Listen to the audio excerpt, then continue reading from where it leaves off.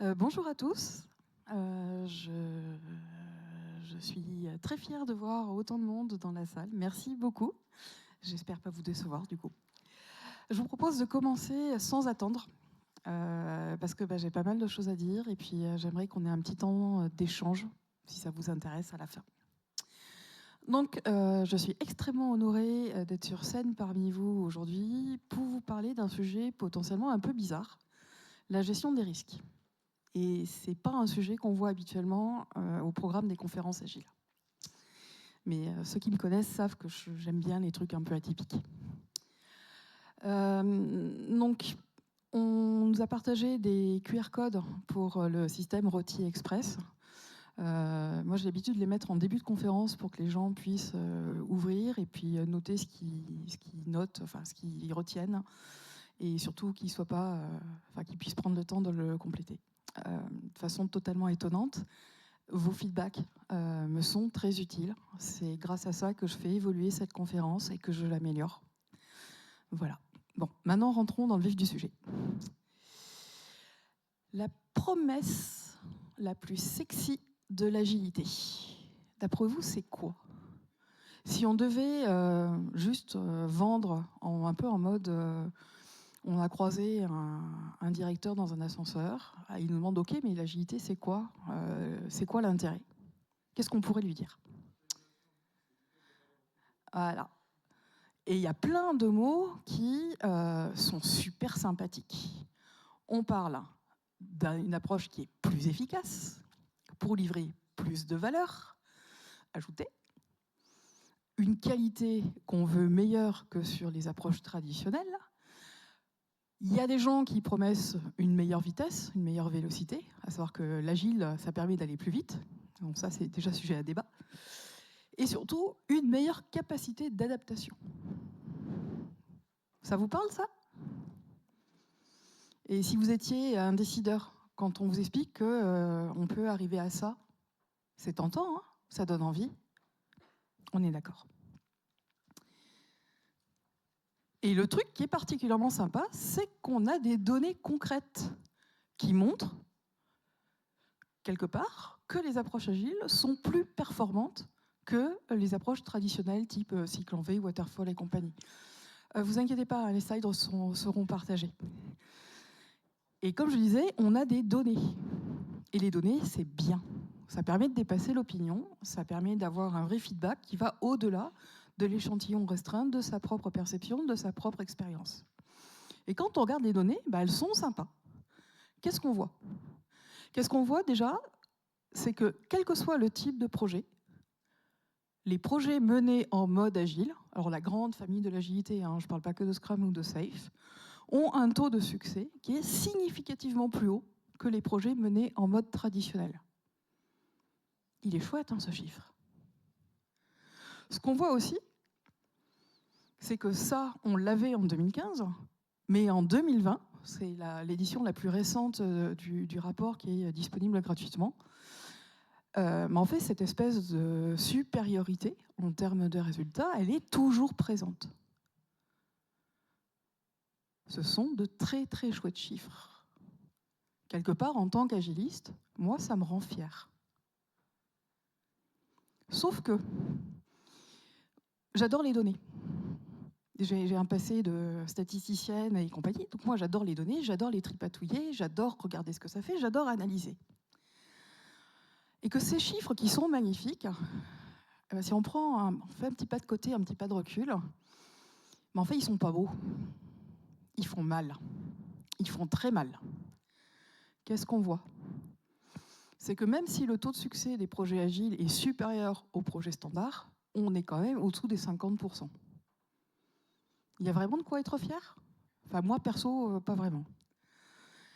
Et le constat, en fait, c'est que l'industrie du développement logiciel, elle a quand même une performance plus que médiocre, si on regarde par rapport à ce qui se fait à d'autres industries. Imaginez, allez, au hasard, on crée un nouvel avion. Vous imaginez ce que ça donne s'il y a un projet sur deux de création d'un avion avec tous les budgets qui font plouf? Aïe. Non, parce qu'on apprend de ses erreurs, ouais, mais à condition de survivre à l'erreur. Sinon, ça ne marche pas. Donc en fait, ces fabuleux chiffres qui devraient nous rendre fiers, quand on regarde avec un œil un peu plus critique, on se dit qu'il y a quand même une belle marge de progression. Et c'est vrai.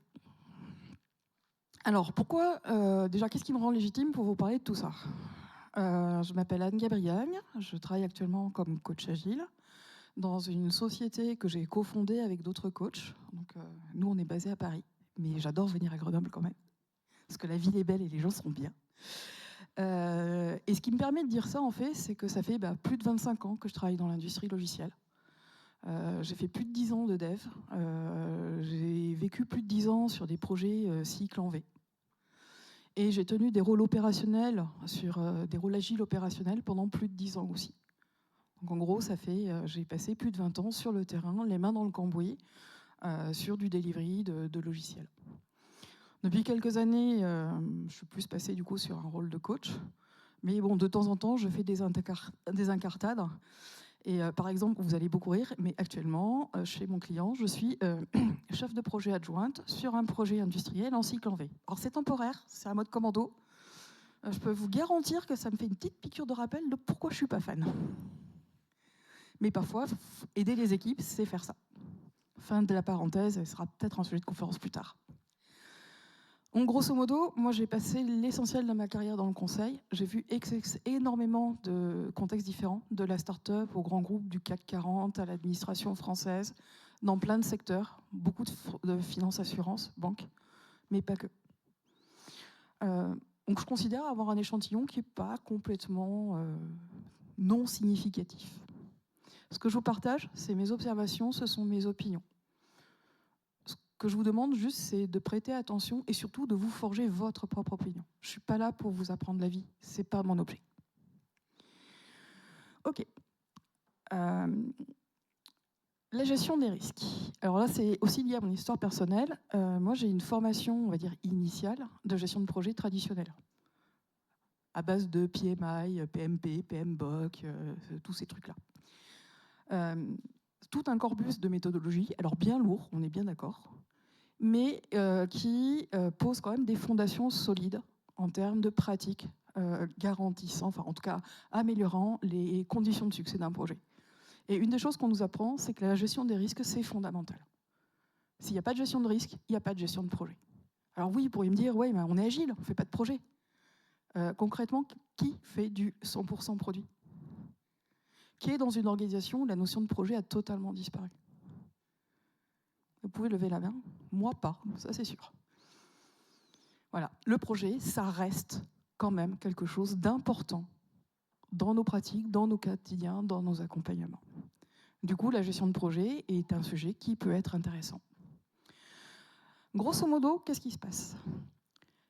Quand on regarde l'ensemble des pratiques agiles, alors Kanban, Scrum, Safe, je connais un peu moins bien, le constat quand même est qu'il n'y a pas de pratique structurée dédiée à la gestion des risques, donc de façon vraiment visible dans les approches agiles. Il n'y a pas de comité des risques. Le mot matrice des risques n'existe pas dans le Scrum Guide. D'ailleurs, c'est encore plus marrant. Le mot risque n'apparaît que 3 fois dans le Scrum Guide. Et ce n'est pas pour parler de gestion des risques. Et surtout, il ne vous explique absolument pas quelles sont les pratiques à mettre en place. Et là, c'est issu de mon expérience. Tenter une greffe de pratiques de gestion des risques traditionnelles sur une approche agile, la combinaison est vraiment pas heureuse. On a quelque chose en fait qui cohabite très mal avec le cycle même, la temporalité des cycles agiles. Ça rajoute plein de réunions, des documents, des machins. Chaque fois que j'ai vu ce type de tentative, le résultat était quand même globalement moyen. Grosso modo, ce qu'on fait, c'est qu'on crée un magnifique Frankenstein, et pas avec les meilleurs morceaux. Ok. Il y a quand même un truc qui est bizarre. La gestion des risques, on nous dit que c'est fondamental pour sécuriser un projet. Les projets agiles ont quand même de meilleurs taux de succès que les projets cycle en V. Et pourtant, il n'y a pas de gestion des risques visible. C'est une énigme. Qu'est-ce qui se passe? Pourquoi? Alors, quand on parle des apports de l'agilité, on parle de cycle court, on parle de centricity client, on parle de toutes choses. Le mot risque, enfin, je ne sais pas pour vous, Mais en général, quand on explique les avantages de l'agilité, on ne parle pas de risque, ou très peu. Et si on le fait, on n'en parlait pas, tout simplement parce que même si ce n'est pas visible, affiché, procéduré, et s'il n'y avait pas déjà en fait intégré par design dans l'agilité, quelles que soient les approches, des pratiques de gestion de risque extrêmement efficaces. En gros, les approches agiles sont des approches de mitigation de risque. Alors mitigation, ça veut dire réduction des risques, on a du vocabulaire spécifique, parce que c'est sérieux. Enfin, un peu comme pour le juridique et compagnie, on a des mots réservés. Non, si. Trop vite, raté, voilà. Donc mon postulat, en tout cas mon apprentissage, c'est qu'en fait, les pratiques agiles correctement comprises et mises en œuvre sont par design, intrinsèquement, de puissants outils de gestion de risque. La première version du slide, c'était Monsieur Jourdain. Ben oui, parce qu'en tant qu'agiliste, vous vous retrouvez à faire de la gestion de risque sans même vous en rendre compte. Au moins pour certains. Est-ce que ce que je vous partage, ça vous parle? Ok. Alors, comment est-ce qu'on illustre ça? Comment je vous amène des éléments pour vous convaincre, si ce n'est pas déjà le cas? J'ai fait un petit inventaire des causes classiques d'échecs de projet. On va aller assez vite dessus. Ah. Première cause classique. Si des gens parmi vous ont fait du cycle en V, ça devrait leur parler. Le cahier des charges a rédigé il y a 5 ans. Le temps qu'il soit validé, que la procédure du rachat, tout ça, machin, vous rajoutez un peu de code des marchés publics, on y est. À la fin de la réalisation de 3 ans, donc ça fait 8 ans la dernière fois qu'on a parlé à des utilisateurs, qu'est-ce qui se passe d'après vous? Il y a des trous dans la raquette. Hein. On est tout content de livrer la réponse aux besoins d'il y a 8 ans. Ben oui, c'est ça. Dérive du périmètre attendu. Il y a ça, il y a les effets de latence, mais il y a aussi le fait connu de « Ah bah oui, mais le besoin, c'est pas exactement ça que je voulais dire ou que je voulais, ou c'était tellement évident qu'on l'a pas dit, et l'évidence n'est pas partagée. » Je pense que si on fait un tour de table, entre guillemets, on va voir plein de gens qui ont des anecdotes sur le sujet. Suivant, problème de communication. Combien de projets se loupent parce qu'en fait, les gens parlent ensemble, mais ne se comprennent pas? Classique. Mauvaise compréhension des besoins. Là, à nouveau, c'est le combo du « mais c'était tellement évident que les utilisateurs n'en ont pas parlé et c'était tellement pas évident que les développeurs n'ont pas compris ». Manque de bol, c'est ce que les développeurs comprennent qui part en production. Manque d'implication des utilisateurs. Ben là, c'est pareil. On livre le produit? Ouais. La dernière fois qu'on a croisé un utilisateur vivant, c'était il y a 8 ans. Ceux à qui vous livrez le produit, ils ne savaient limite pas que ce truc-là allait arriver et globalement, ça ne correspond pas à leurs besoins. Et puis, bah, quelque part, conduite du changement, on leur impose un nouveau produit qu'ils n'ont pas demandé, sur lequel ils n'ont pas été associés. Bref, tous les travers habituels, plus ou moins caricaturaux. Mauvais timing. Alors ça, moi, je l'ai beaucoup vu dans les grosses structures. On est tout content, on livre notre super produit. Manque de bol, il y a une réorganisation qui a commencé il y a 2 mois, dont on n'était pas au courant. Le process métier a changé, les gens qui ont sponsorisé la démarche ne sont plus là, voire pire. Donc là, vous avez du rachat, vous avez plein de sujets qui font que, bah non, là, c'est vraiment pas le moment de le livrer. Il y a une variante sur ce truc-là, c'est en fait tout le monde sur le même trimestre est en train de livrer des outils qui portent des évolutions majeures dans les processus du quotidien des utilisateurs. Donc en gros, vos utilisateurs, le vendredi, ils ont un environnement de travail, ils rentrent le lundi, ouh, surprise! Vous l'avez vu ça? Moi, oui. Et je peux vous garantir que quand vous allez faire vos sessions de formation terrain, vous n'êtes pas bien accueillis. Dette technique. Combien de projets, un peu longs, génèrent en fait une pile de dettes techniques qui fait que plus personne n'ose toucher à rien? Je vois des gens qui sourient, voix qui rient, donc je pense que je ne dois pas toucher très loin de choses qui vous parlent. Non-respect des contraintes. Alors contraintes, là, j'y vais au sens très très large. Hein. La plus évidente, c'est le budget et le planning. Vous savez, le fameux budget qui fait x2 à cause des trucs qui étaient évidents et qu'on a découvert trop tard. Mais il y a des trucs marrants aussi sur les contraintes légales. Bah oui, En plus, plus un projet est long, plus le fait que les contraintes de l'environnement, de l'écosystème du projet changent, le risque est haut. Oh, oups, j'ai parlé de risque, désolé. Mauvaise gestion des dépendances. Celui-là, en théorie, je n'ai même pas besoin de l'expliquer. Ça fait mal, et on le sait. Et le dernier, qui est mon favori, l'excès de confiance. Que je pourrais illustrer en mode « Bof, je ne m'inquiète pas, ça va passer. On est large. » Voilà, grosso modo, ma catégorisation, en tout cas une proposition des causes classiques d'échec d'un projet. Maintenant, ce que je vous propose, c'est de regarder, alors très rapidement, on est sur un public d'agilistes, donc je ne vais pas vous expliquer ce qu'est une rétrospective, ce n'est pas l'objet de la conférence.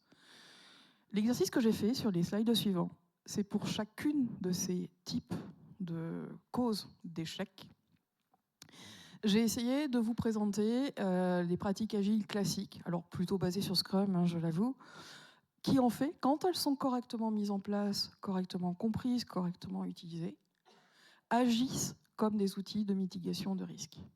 Je vais peut-être prendre un peu plus de temps sur le premier slide pour vous expliquer le principe, mais après on ira plus vite. Dérive du périmètre attendu. Vous savez, quand on vous dit « Ah oui, mais ça serait bien qu'on rajoute ça, et puis ça, en fait, c'est plus compliqué que prévu, et là, on n'avait pas vu ces cas précis d'exception, de règles de gestion, truc bidule, gna gna gna. » Un principe tout bête, la priorisation par la valeur. Ça vous permet déjà de sécuriser le fait de mettre l'effort sur les choses qui sont vraiment importantes. Ça permet de sécuriser des périmètres fonctionnels qui ont un impact. Ce qu'il faut faire, en fait. Et les cas ultra spécifiques qui sont arrivés une fois tous les 27 ans, potentiellement, ils sont complètement au fin fond du backlog et on les fera peut-être pas. Au lieu de se dire, oui, monsieur le client, bien, monsieur le client, on va tout faire. Mais en mine de rien, en se focalisant sur les bonnes choses à faire, on sécurise le fait de livrer un produit à valeur ajoutée. Qu'est-ce que je peux prendre aussi?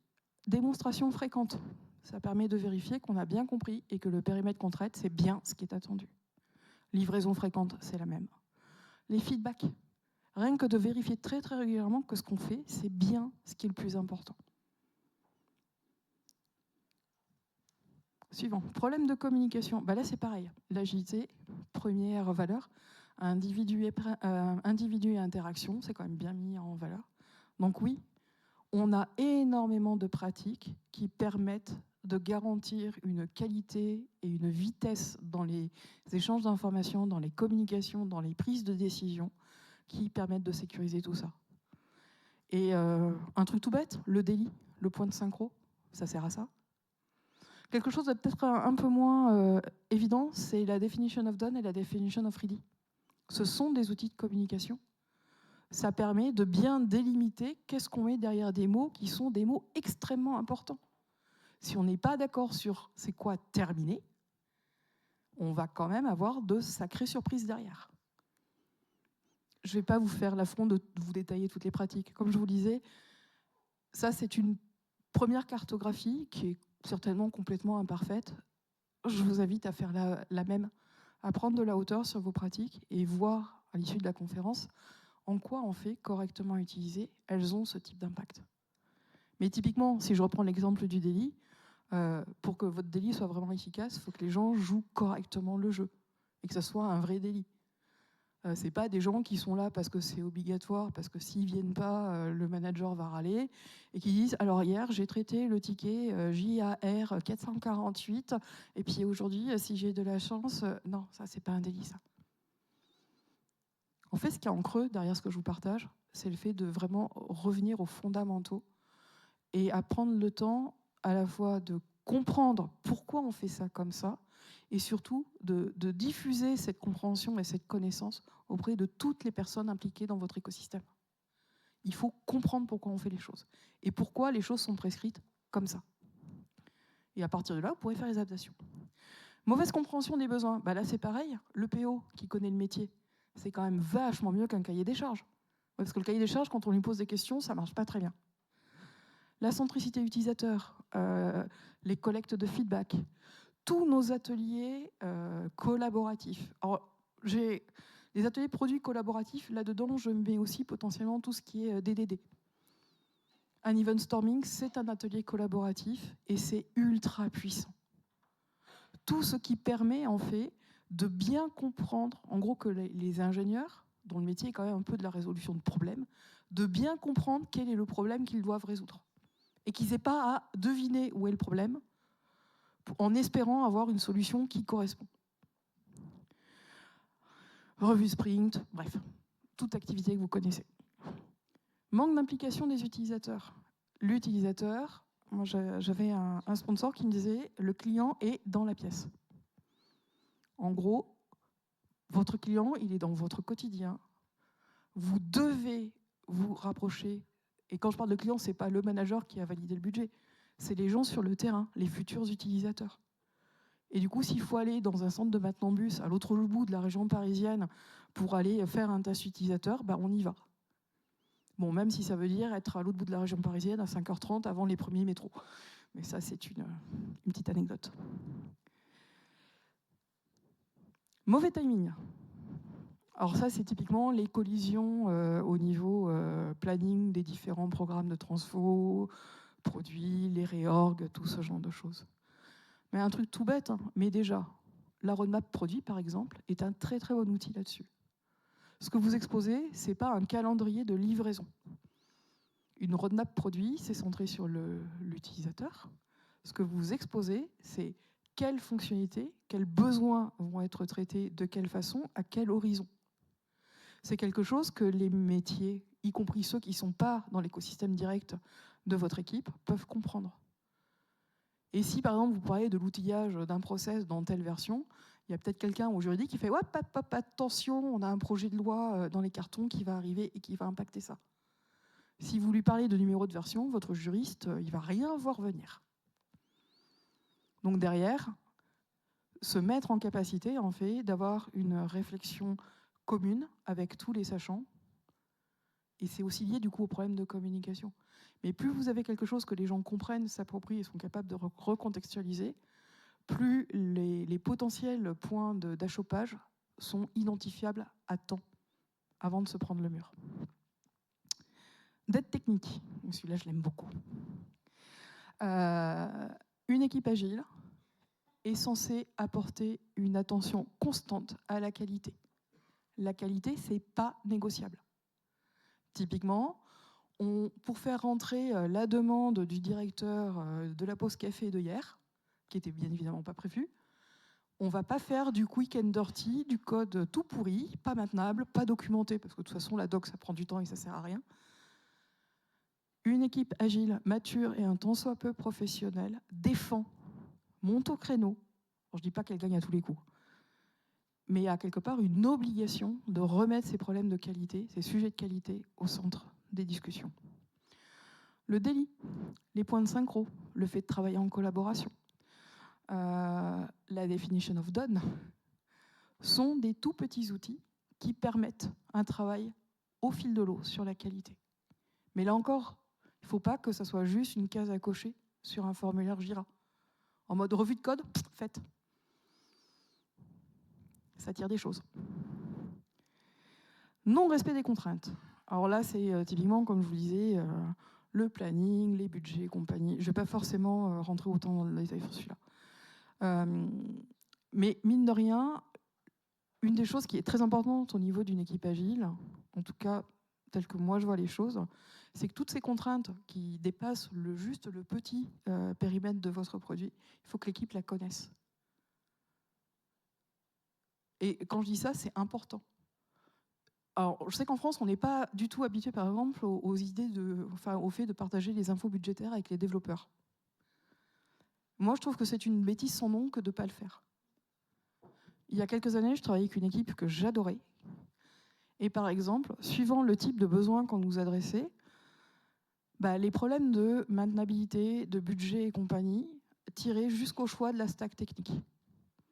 En mode, ça, c'est une petite application, durée de vie 2 ans, et de toute façon, il n'y a quasiment pas de budget. Eh ben, on va prendre des technos bien connus, simples, on ne va pas se faire plaisir, on va faire le juste nécessaire, parce qu'on sait très bien qu'en termes de maintenance, on n'aura pas de budget. Ou quasiment pas. Ce qui veut dire un truc bête, mais prendre une techno qui est très largement établie, tout simplement pour être capable de trouver facilement des développeurs supplémentaires à coût modéré. Alors oui, il y a le nouveau framework machin qui est super sexy, mais si derrière on n'est pas capable de renforcer l'équipe à quelque chose qui est compatible avec nos contraintes budgétaires, ça ne va pas marcher. Et honnêtement, quand vous avez des tech leads qui prennent ces paramètres-là en compte dans leur choix de design, c'est quand même assez génial. En tout cas, moi, j'ai beaucoup aimé. Mauvaise gestion des dépendances. Celui-là, on a énormément de pratiques qui permettent d'avancer et de se resynchroniser, de reprioriser, de prendre en compte les impacts, les décalages. Je me lance pas dans le sujet parce que je peux tenir une demi-heure dessus et c'est pas le but. Mais retenez bien que sur tout ce qui est gestion des dépendances, nos pratiques de base sont déjà extrêmement performantes. Sachant qu'on a encore des pratiques supplémentaires, un truc tout bête, hein, mais le tableau des dépendances cher à Safe, ça marche vachement bien. Et vous n'êtes pas obligé d'avoir du Safe pour l'utiliser. Truc bête. Tous ces trucs-là, utilisez ce qui est nécessaire pour rendre les infos visibles et pour que les gens soient conscients et puissent agir. L'excès de confiance. Alors comme je vous dis, celui-là, c'est mon favori. Un truc très bête, le reporting agile. Burn down, burn up, vous connaissez. Dans ce que j'ai vu, trop souvent, c'est des gens qui l'utilisent vraiment comme du reporting traditionnel, pour constater ce qui a été fait. Le reporting agile, il a une dimension projective. Ça vous donne des tendances. Quand vous faites par exemple un burn down ou un burn up, comme vous voulez, sur une version, vous avez une date estimée d'atterrissage qui n'est pas tirée au dé. C'est basé sur des données. Alors oui, il y a de l'incertitude. Mais c'est vachement utile, ça, de pouvoir dire, a priori, on atterrit là. Et pas se dire, non, non, mais la date de livraison, c'est ça, vous inquiétez pas, on est large, ça va passer. Ou pas. La revue de sprint. L'équipe qui pense avoir tout bien compris, et les utilisateurs qui fait, ouais, c'est pas mal, mais c'est pas complètement ça. Ben, moi, je préfère le savoir en revue de sprint plutôt qu'en retour terrain après une mise en prod. Et parfois, oui, on se prend des grosses claques. Parfois, on pensait être très bon, et puis la réalité se rappelle à nous. Et mine de rien, on a beaucoup de pratiques, et même dans la posture de l'agiliste, cette notion d'humilité, de savoir qu'on est en apprentissage continu, qu'on ne sait pas tout, qu'on est en découverte continue, qu'on doit s'adapter en continu, qu'on a besoin de données pour comprendre ce qui se passe, et qu'on doit aller les chercher. C'est la posture type de l'agiliste. Donc ce que je suis en train de vous dire, en théorie, vous devriez me dire, mais c'est évident. Dites-le moi que c'est évident, s'il vous plaît. Ok, donc si je résume, on est vachement bien équipé pour faire, sans même le savoir, juste en faisant bien notre taf, je suis un peu méchante là-dessus, pour en gros avoir des pratiques de gestion de risque qui ont fait leurs preuves, qui adressent les principales catégories de causes d'échec, entrelacées dans le quotidien des équipes. Oui, parce que vos développeurs, quand ils viennent au délit, ils ne sont pas forcément conscients que ce qu'ils sont en train de faire, c'est de la mitigation de risque. Bah non, c'est pas comme ça que c'est expliqué. Donc en gros, plein d'outils portés par toute l'équipe qu'on utilise tous les jours. Pourquoi est-ce qu'on a plus d'un projet sur deux, même en agile, qui fait plouf? Qu'est-ce qui se passe? En théorie, on a tout ce qu'il faut. On est même mieux armé que les approches traditionnelles. La preuve, on fait mieux. Mais enfin, le mieux, il est médiocre. Alors, petit disclaimer. Comme vous pouvez le voir, je n'ai plus complètement 20 ans. Comme je vous l'ai dit, ça fait quand même quelques années que je travaille. Et mon champ typique d'intervention, ce n'est pas les transformations. C'est plutôt les sujets qui sont compliqués. Des produits dans le mur, des équipes qui n'avancent plus. C'est plutôt sur ce genre de choses, ça, ou des choses à sécuriser. C'est plutôt pour ce type de contexte qu'on fait appel à moi. Et ça génère un biais. Étonnamment, une équipe qui va très très bien, je ne les vois jamais, ces gens-là. Et c'est normal. Donc j'ai peut-être une vision un peu pessimiste de l'état de l'industrie. Je préfère le dire. Quand je regarde concrètement ce que j'observe au niveau des équipes, et là je parle quand même d'un paquet d'années d'observation. Comme je vous l'ai dit, le fameux chiffre qui fait plaisir, moi, il ne me fait pas plaisir. Et quand je regarde en détail, avec un peu ce pas de côté, ce pas de recul, ce que j'observe sur le terrain, ça fait mal. Ce que je vois, c'est des équipes de réalisation qui manquent de maturité, de stabilité et d'expérience. Typiquement, sur ces dernières années, j'ai croisé énormément de proxy product owners qui sortent d'une très très belle école de commerce, qui n'ont aucune formation à ce qu'est un produit et qui me font du micromanagement d'équipe. Parce que oui, ils ont eu des cours de gestion de projet, mais pas complets. Et pareil, pour les devs, des tech leads qui sont juste des devs avec 2 ans d'expérience, c'est pas ça un tech lead. Du tout. Les équipes qui, en fait, ne sont pas stables. Merci les ESN. Là, je ne l'ai pas montré, mais sur une équipe, c'était tellement catastrophique qu'on avait fait, vous savez, presque les graphes de température. Donc sur un calendrier, c'était, alors lui, il est là dans le projet, là, il disparaît pendant 2 semaines parce qu'il est appelé en renfort sur tel autre projet chez un autre client. Il réapparaît pendant un sprint et demi, mais c'est complètement con.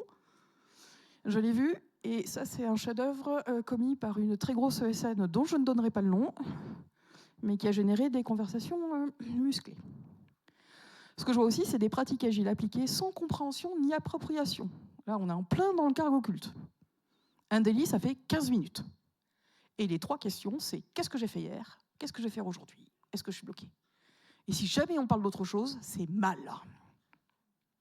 Ça vous parle? On est d'accord, hein? Et quand on demande aux gens, mais pourquoi le sprint planning s'est fait comme ça? Non, parce que des sprint planning où j'ai le tech lead qui me confirme l'estimation qu'il a fait, ok, et les devs, non, on s'en fout, ok. Ah, et toi, en tant que tech lead, tu vas affecter le ticket Jira au dev que tu considères comme étant le plus pertinent sur le sujet après le sprint planning. Ok. C'est un sprint planning, ça? Non. Des équipes de juniors, sans formation appropriée.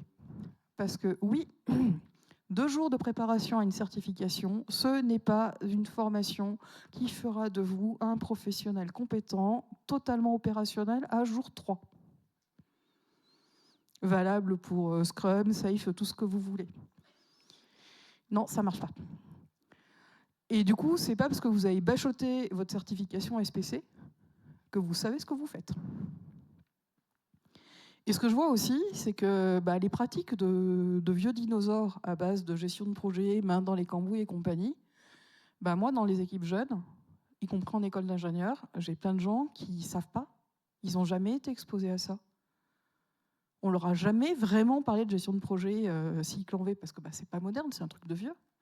Puis ils n'ont jamais travaillé sur ce type de projet. Et ils n'ont jamais travaillé avec des collègues vieux. Non mais regardez en ESN, c'est quoi l'âge moyen des équipes?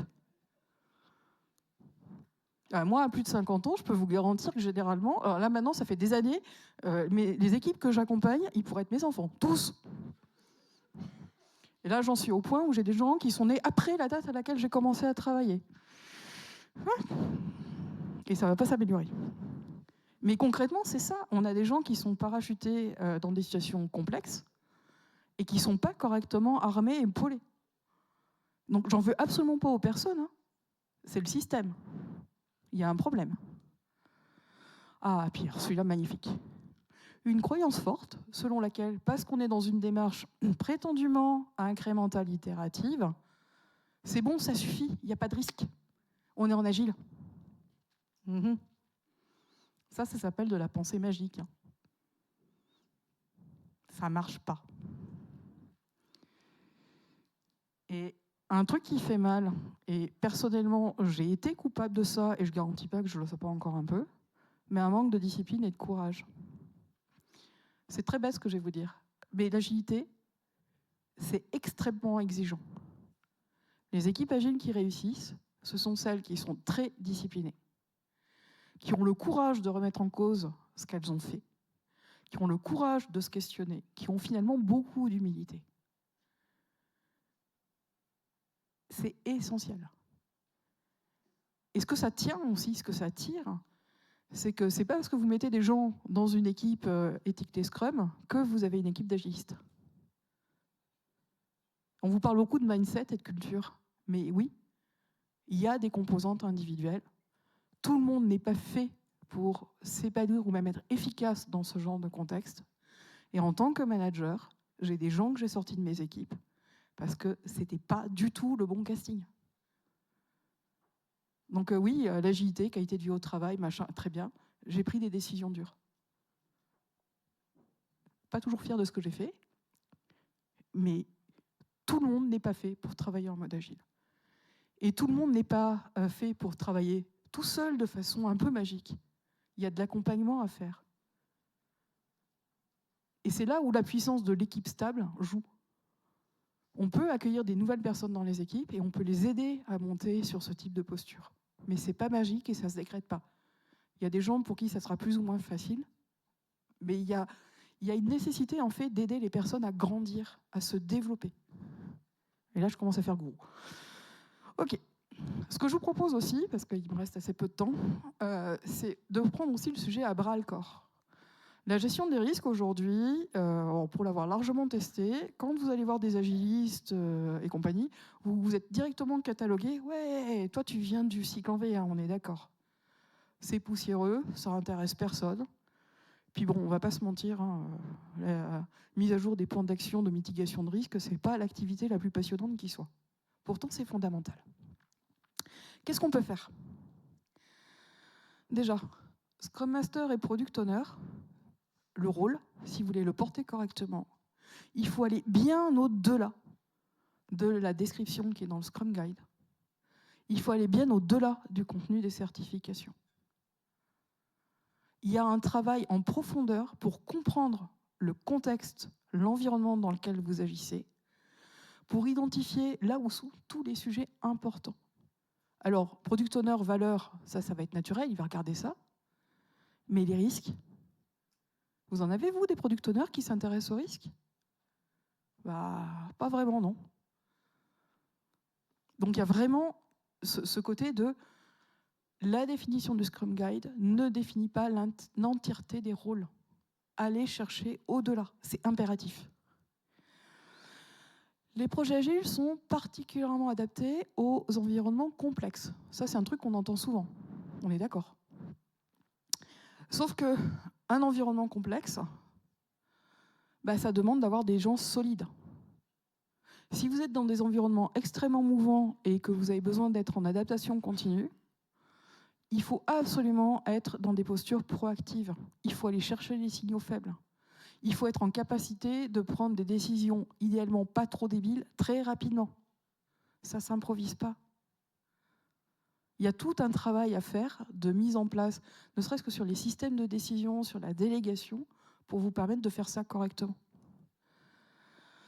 Autre point, et ça c'est une différence fondamentale par rapport au cadre classique, dans la gestion de projet cycle en V, le chef de projet, c'est un peu le surhumain qui porte tout. C'est la figure de proue.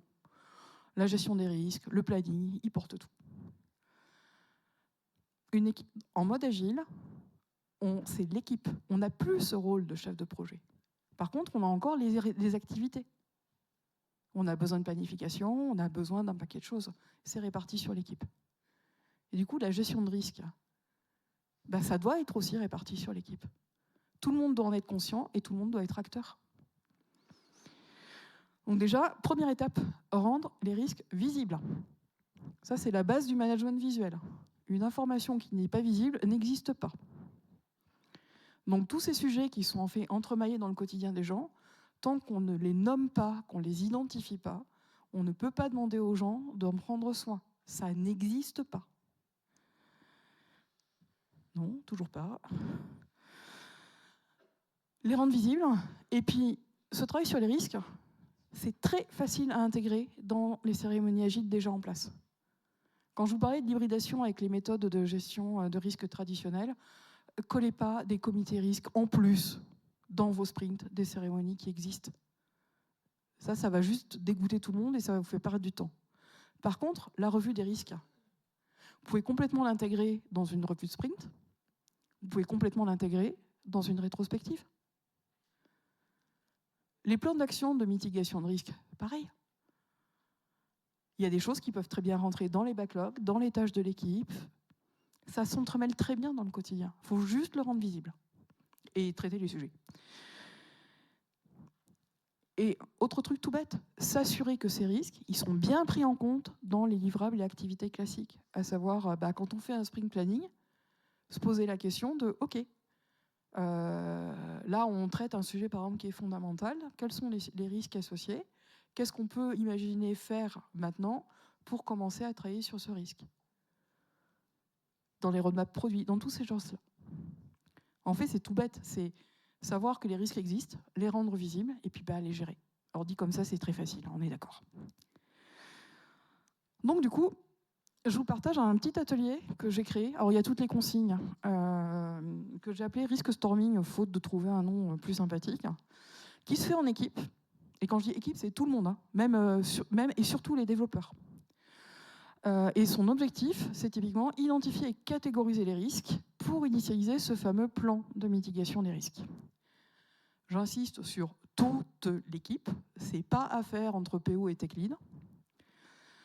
Ça commence en général par un petit rappel théorique, à savoir, OK, risque, c'est un mot qui est dans le dictionnaire, mais concrètement, un risque dans nos contextes, qu'est-ce que ça veut dire ? Expliquer les principes d'identification, de catégorisation, en gros, une capsule de mini-formation de 10 minutes en début d'atelier si c'est nécessaire. Grosse phase de brainstorming, à savoir, tout le monde réfléchit pour essayer d'identifier des... Alors si vous avez un précédent, on repasse sur les risques pour vérifier qu'ils sont encore là. Sinon, la phase suivante, c'est ce fameux brainstorming.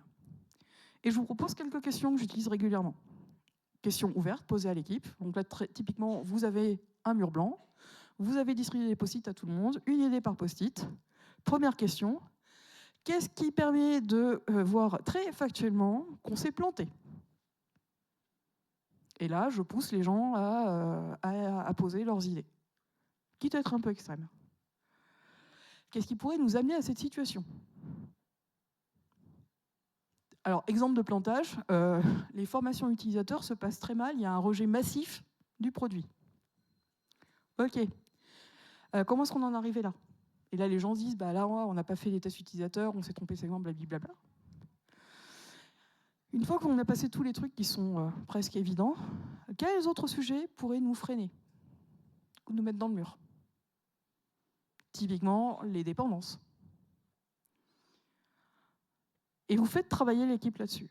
Une fois qu'on a fini, on prend une matrice de risque. Alors, il y a un exemple juste après, et on fait l'exercice de catégorisation. Et ensuite, on regarde qu'est-ce qui est le plus impactant, le plus critique. Et la question suivante, c'est OK, concrètement, qu'est-ce qu'on fait pour sortir de cette situation ? Ce que je vous montre là, c'est le bord de Miro d'un atelier de risk storming que j'ai fait l'an dernier, je crois, sur un vrai projet. Alors, projet assez fun, dans le sens où les règles de gestion ont été communiquées par décret. Et dans un délai, bien évidemment, incompatible avec la date de mise en production imposée. Merci la compliance. Donc il a fallu commencer le projet, le produit, le créer, sans avoir le détail des règles de gestion. Sachant que, comme vous l'imaginez, au moment où c'est en production, si ça ne respecte pas le décret, il va y avoir un problème. Donc celui-là, il était très fun. Là, en termes de contraintes, on ne sait pas trop où on met les pieds, on a un risque, il est très très bien. Mais c'était juste pour vous montrer. Et la matrice de risque, en fait, c'est la partie rectangulaire avec les couleurs. Le code couleur, il est simple. Vous avez deux axes. La probabilité d'apparition du sujet, sa gravité. Et il y a un indice très simple, c'est que quand vous êtes dans la zone rouge, non seulement le risque risque très probablement de devenir une réalité, mais en plus, quand ça va se produire, ça va faire mal. Donc c'est ça qu'il faut traiter en priorité. Donc je suis allée un peu trop plus lentement que prévu. J'avais espéré avoir un peu de temps pour les questions, mais on me fait signe que non. Moi, je suis là jusqu'à vendredi soir. Je suis assez facile à trouver, n'hésitez pas. Je partagerai les slides. J'ai vraiment besoin de vos retours. Concernant les feedbacks, j'ai vraiment une préférence pour les discussions en tête-à-tête. Alors, même si vous n'aimez pas du tout ce que j'ai dit, je préfère que vous veniez m'en parler. me dire qu'est-ce que vous auriez préféré plutôt que de me laisser un feedback sur rôti. Et j'ai besoin de vos feedbacks, c'est la base. Je vous remercie énormément d'être là.